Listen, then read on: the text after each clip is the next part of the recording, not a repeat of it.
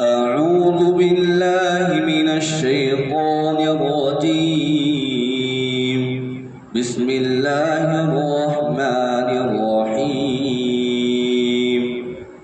قد أفلح المؤمنون الذين هم في صلاتهم خاشعون والذين هم عن اللغو معرضون والذين هم للزكاة فاعلون والذين هم لفروجهم حافظون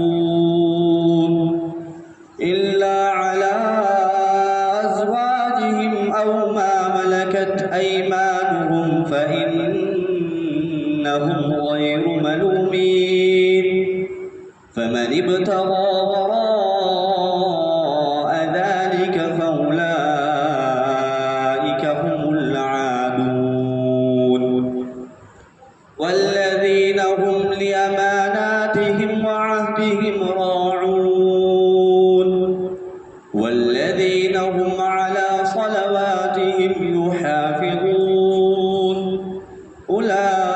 أولئك هم الوارثون الذين يرثون الفردوس هم فيها خالدون.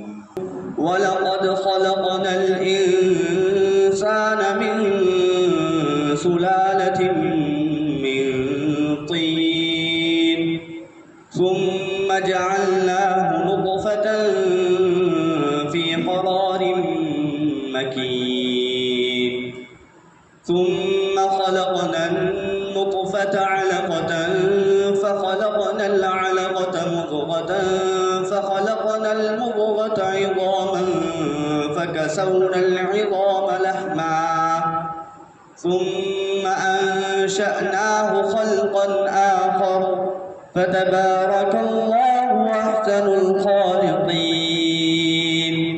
ثم إنكم بعد ذلك لميتون ثم إنكم يوم القيامة تبعثون. ولقد خلقنا فوقكم 7 طرائق وما كنا